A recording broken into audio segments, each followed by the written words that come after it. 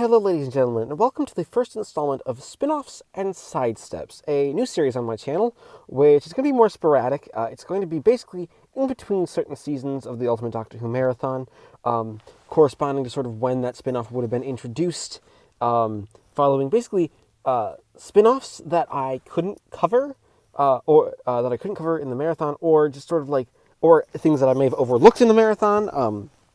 Things like some of the companion chronicles, some of mainly all the early adventures, some of the third Doctor adventures. I think I'm going to cover eventually, or things that may have come out since the marathon that I want to cover but like they're no longer in that area of the marathon. Things like I think the Legacy of Time will probably be in this series at one point because that's going to be a big multi-Doctor thing.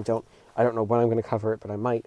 But today for the first installment, we are starting with the backdoor pilot to Big Finish's one of their most successful spin-offs of Doctor Who. That is the series of Jago and Litefoot, the Investigators of Infernal Incidences, with of course the backdoor pilot, the Mahogany Murderers, which was a companion chronicle written by Andy Lane, directed by Lisa Bowerman, and starring Chris Benjamin and Trevor Baxter and Lisa Bowerman.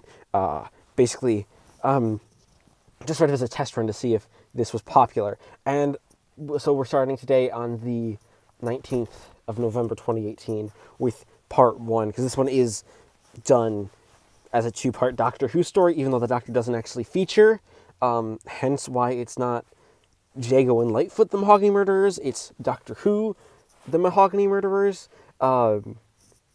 which I think is just a bit confusing. But other than that, this first episode is a really solid setup.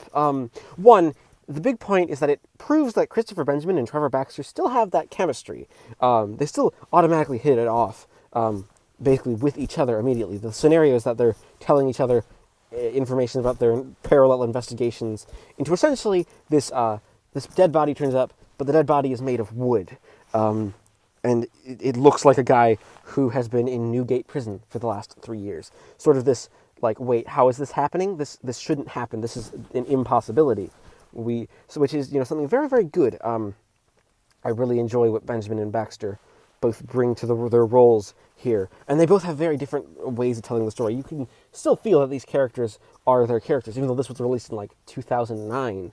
This is, like, much, much later than the Talons of Wayne Chiang. But this is, like, their first real return. This is their backdoor pilot, almost like it could have been made in the 70s. Because there was talk of possibly doing a Jago and Litefoot 1970s spin-off back during that time. Nothing ever came of it, but Big Finish, of course, took the idea and brought them together and made... Well, we'll get to that. We'll get to their range a little later. But yeah, the first episode of The Mahogany Murderers is great. We get introduced to Ellie Hickson, who is, a barmaid. She doesn't get to do much. She's just sort of there to, like, have Trevor Baxter and Benjamin to be someone to talk to, just to flesh out the world a little bit. Because it really is just Benjamin and Baxter giving, their different accounts. Like, you have this amazing cliffhanger at the end for part 1, because it's done into 2 parts, like a Doctor Who story, with the Tom Baker Doctor Who theme, which I think might be the one real problem here, is that it is kind of Doctor Who-y. You're expecting the Doctor to show up, and he's not going to show up, because this isn't a Doctor Who story. This is essentially Jago and Litefoot. But, like, it turns out, people are being turned into mannequins by this Dr. Tulp person who is Dutch. Benjamin and Baxter do a really good job at voicing everybody. They make everybody sound, different from each other. Something that I think and it really helps. It helps that you go, the frame story exists, because you go into saying that it's these 2 men telling each other stories. You're not expecting a full cast, and, like, each character gets to do their own. And it's a lot of fun. Like, you feel like this first episode's a lot of setup. It's a lot of fun setup for this adventure with the 2 characters. Basically, being chummy. The idea is that they've already done quite a few investigations on their own, like together. Like, since Talons of Wayne Chiang, we are at least 10 years out from Talons. And it's a lot of fun. You have them; they're not afraid to make fun of each other. Like, Litefoot's like, all right, your ending was better. Your dramatic pause. And there's some fun stuff where it's like, we're going to take a riff on, how characters work and how, discussing character works, like things like that. And, it works. It works very, very well. It's something that, both actors are excellent at doing. They make they make a really good team together. It feels like, they're both a lot of stuff. It keeps you intrigued. It tells a good mystery. It does what it needs to do. The first episode sort of is like, it doesn't give you the answers. But honestly, it's one. My big complaint is that it doesn't need to be split up into parts. It could have been a full hour-long thing. Like, you don't... Yeah, the joke at the end of, like, oh, yours was better, cue theme, works, and it's great. It just isn't necessary. It doesn't necessarily need to have all the, working parts. But, yeah, but Chris Benjamin and Trevor Backs are great. The direction is nice by Lisa Bowerman. Ellie is an interesting. It gets to be a fun character. She comes back in the actual series, which is good. We're already setting up for a series, and this is sort of like the prologue to that first series of Jago and Litefoot. That's what it acts as, and you know what? It's a lot of fun.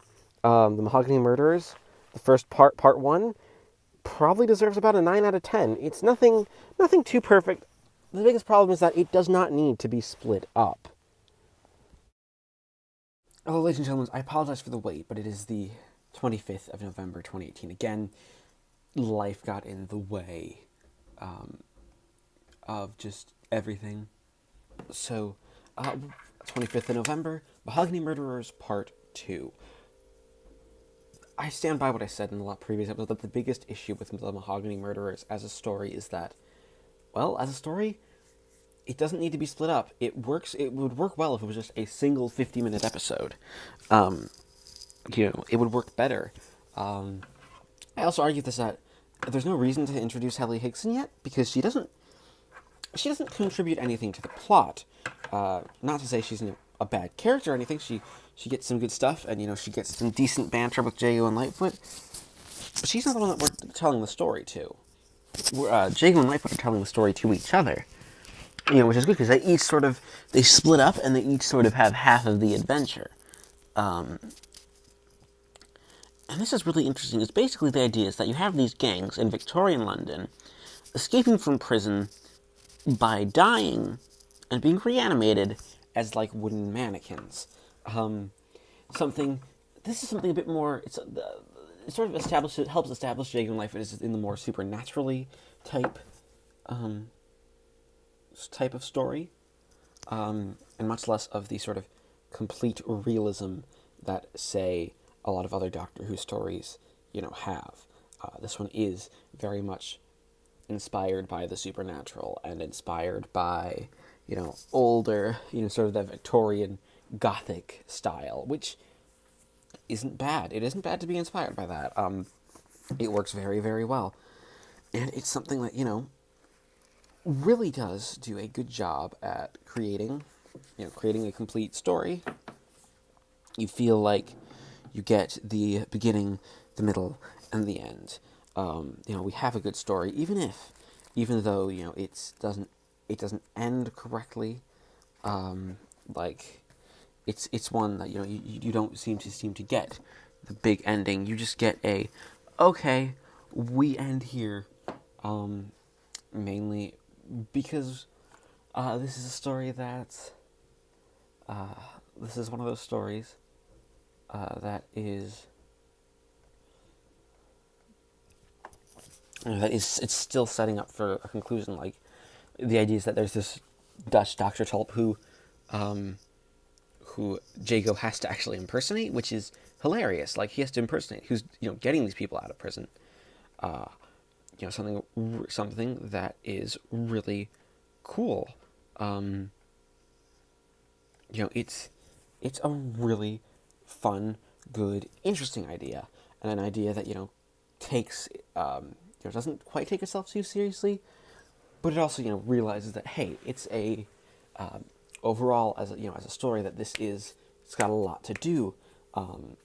Doing a lot in that story is important. Is that you have to have Benjamin and Baxter together.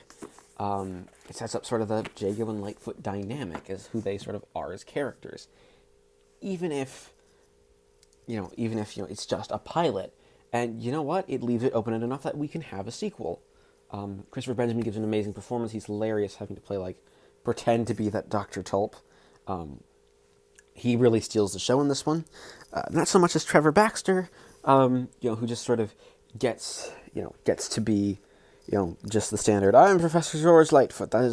That is the role I play. I'm not playing some crazy, kooky character here. He is, he gets his own stuff, and it's a really good idea. You have these really good imagery of steampunk, a steampunk Frankenstein-ish lab.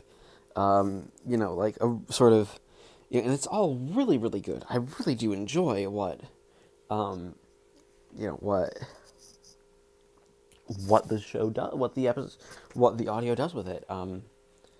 It's a downright a good story. It knows that hey, we have to do this. So I'm going to give the Mahogany Murderers Part 2 another 9 out of 10. That being said, we add up the scores to give the Mahogany Murderers a final score of 9 out of 10. Thank you everybody for watching this first yet small installment and very late installment of spin-offs and sidesteps. Please leave a like, comment, subscribe if you haven't already. I promise you the next episode won't be so late. And join me next time when we take a look at Series 1 we continue our Jago and Litefoot with Series 1 of Jago and Litefoot.